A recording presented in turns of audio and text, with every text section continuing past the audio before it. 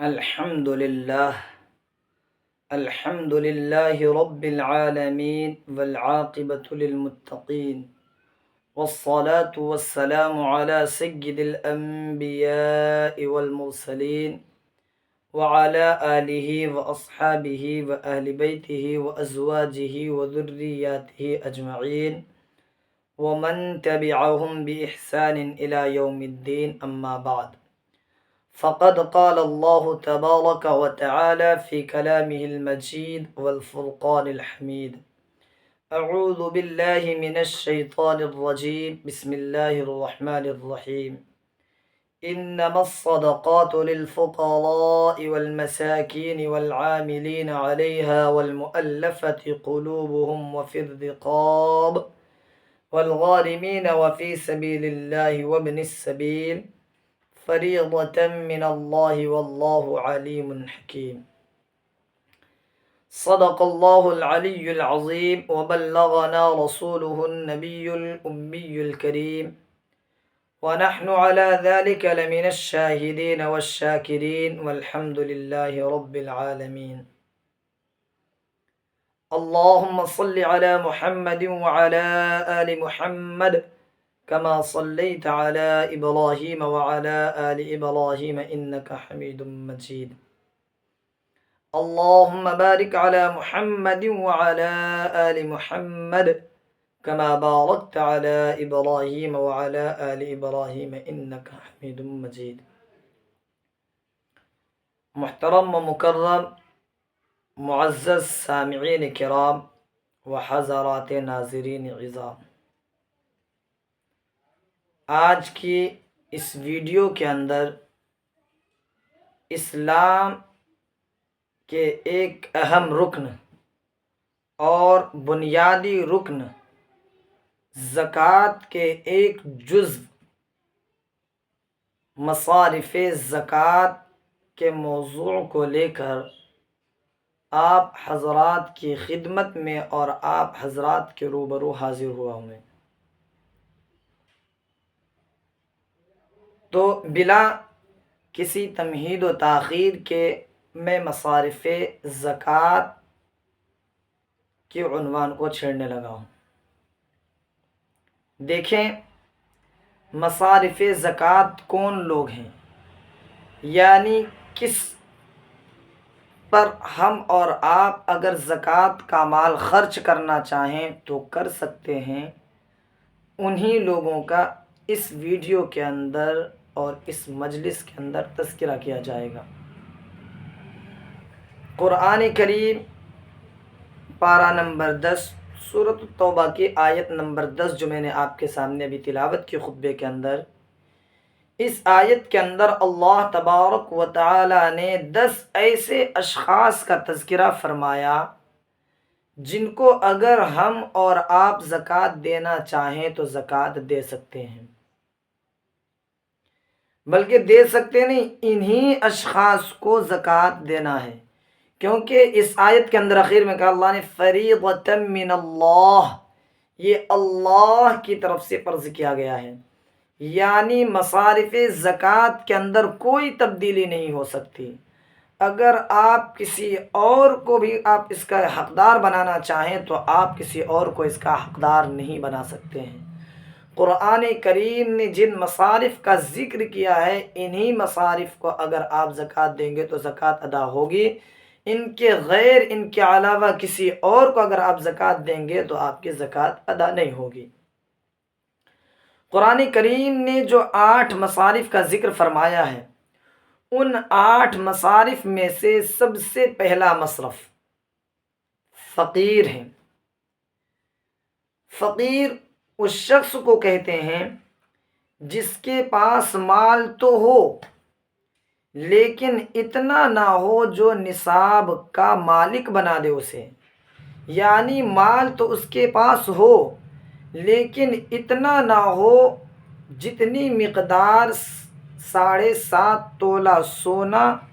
یا 52.5 تولہ چاندی کی ہوتی ہے، اتنے مقدار میں اس کے پاس مال موجود نہ ہو تو ایسے شخص کو فقیر کہتے ہیں۔ اب اگر آپ ایسے فقیر کو زکوٰۃ کا مال دینا چاہتے ہیں تو انشاءاللہ آپ کی زکوٰۃ ادا ہو جائے گی اگر آپ اس کو زکوٰۃ دے دیں گے تو۔ قرآن کریم کی اس آیت نے جو میں نے ابھی آپ کے سامنے پڑھی خطبے میں، مصرف نمبر 2 کا ذکر فرمایا ہے مسکین کا۔ مسکین ایسے شخص کو کہتے ہیں جو نہایت ہی غریب ہو، حتیٰ کہ وہ روز مرہ کے کھانے کا بھی محتاج ہو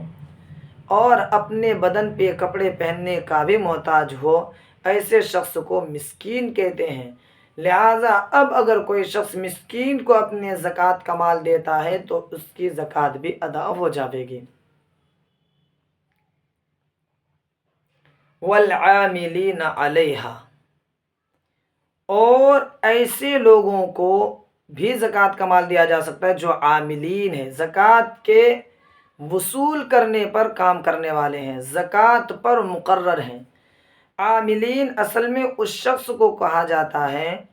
جس کو اسلامی بادشاہ نے زکوٰۃ کی وصول یابی کے لیے مقرر کیا ہو، یعنی زکوٰۃ کا مال اکٹھا اور جمع کرنے کے لیے جن کو مقرر کیا ہے اس کو عاملین کہتے ہیں۔ اب اگر ان عاملین کو زکوٰۃ کے مال سے، زکوٰۃ کی رقم سے اگر ان کی تنخواہ وغیرہ ان کو دے دیا جاوے تو اس سے بھی زکوٰۃ ادا ہو جاتی ہے۔ تو چونکہ ہمارے ہندوستان کے اندر یہاں اسلامی حکومت نہیں، اسلامی بادشاہ نہیں ہے، تو موجودہ دور کے اندر حضرت مولانا خالد سیف اللہ رحمانی حفظہ اللہ نے اپنی کتاب آسان تفسیر کے اندر اسی آیت کی تفسیر کے تحت لکھتے ہیں،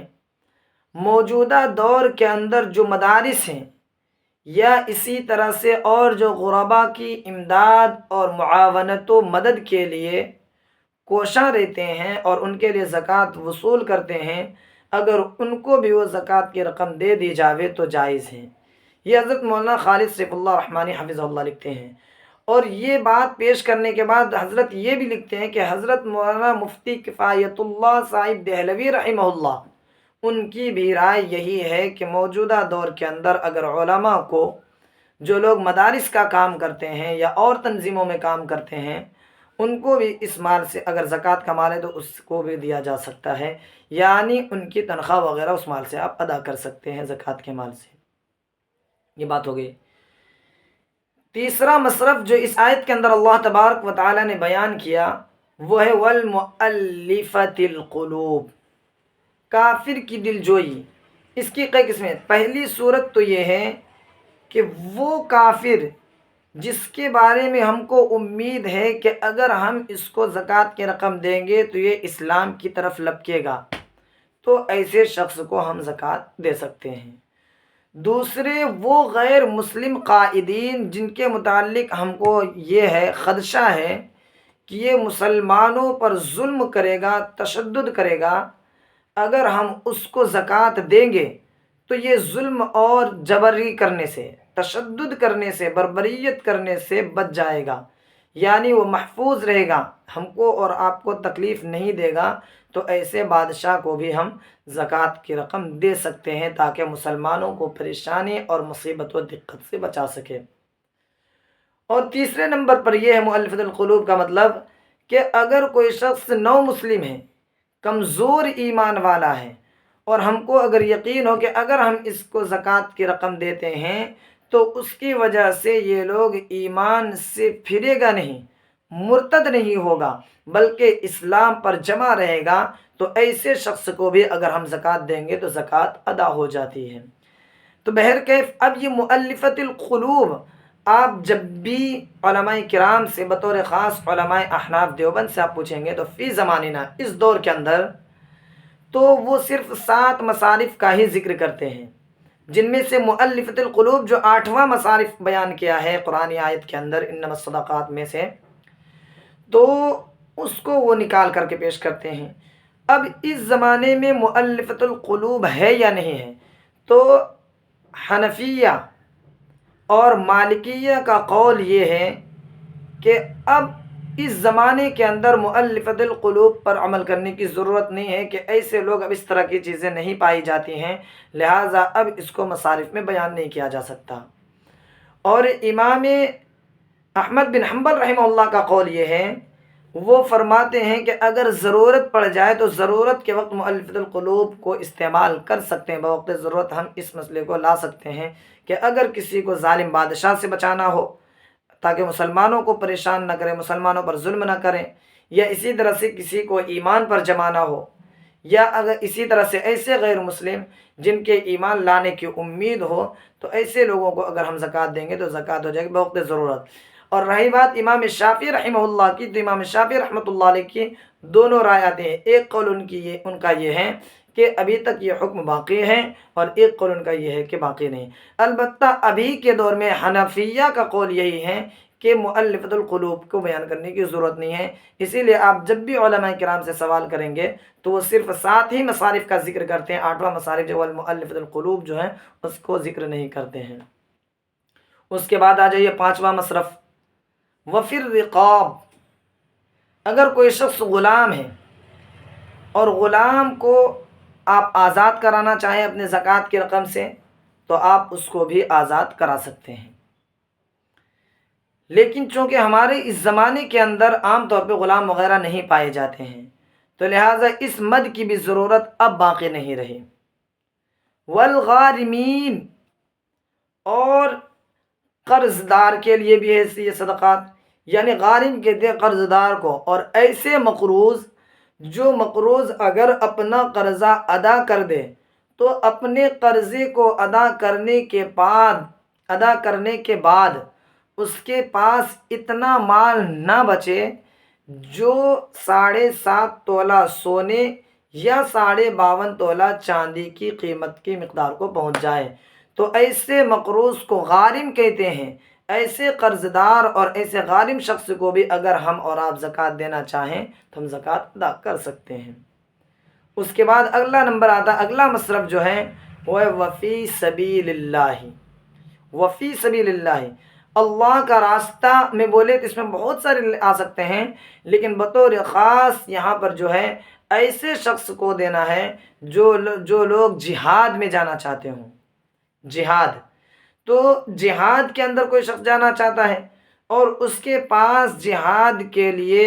جو ہے کھانے پینے کی چیزیں میسر نہ ہو، یا اللہ کے راستے میں لڑنے کے لیے ان کے پاس ہتھیار میسر نہ ہو، موجود نہ ہو، تو آپ اپنی زکوٰۃ کی رقم سے ان کے لیے کھانے پینے یا ہتھیار وغیرہ کا بھی انتظام کر سکتے ہیں۔ اور اس کے بعد 8واں مصرف جاتا ہے ابن السبیل۔ ابن السبیل مسافر، ایسا مسافر اگرچہ اپنے گھر کے اندر خوب مالدار ہو، لیکن مسافرت میں جب ہو، وہ سفر میں جب ہو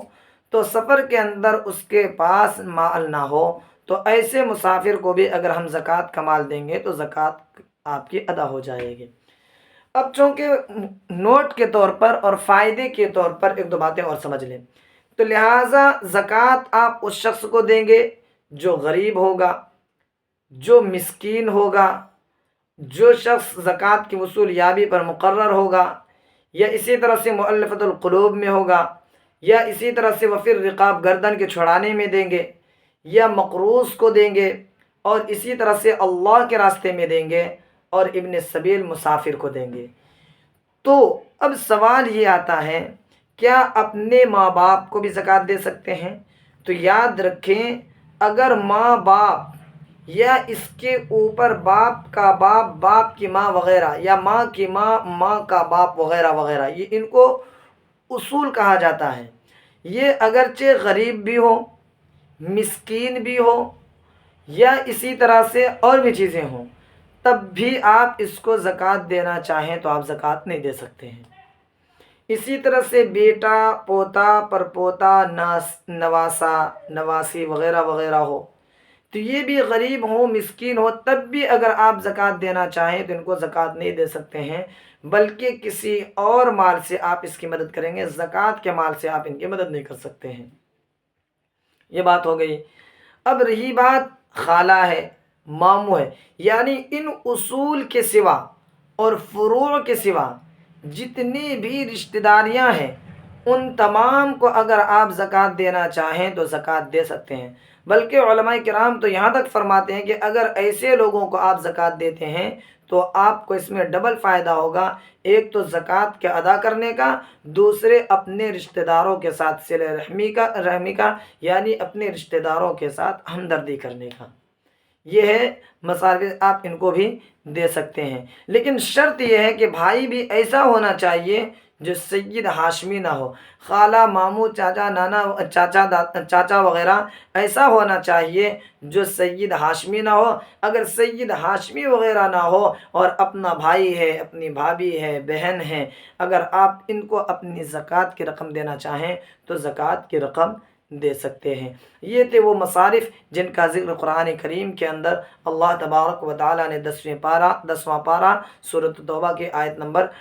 60 کے اندر ذکر فرمایا ہے۔ اللہ تبارک و تعالیٰ سے دعا کریں کہ اللہ تبارک و تعالیٰ ہم تمام کو اپنے مال کو جیسا کہ اس کا حق ہے، کما حق ہو، اس کے مصرف تک پہنچانے کی توفیق عطا فرمائے۔ آمین۔ اقول قولی هذا واستغفر الله لي ولكم ولسائر المسلمين فاستغفروه انه هو الغفور الرحيم، واخر دعوانا ان الحمد لله رب العالمين۔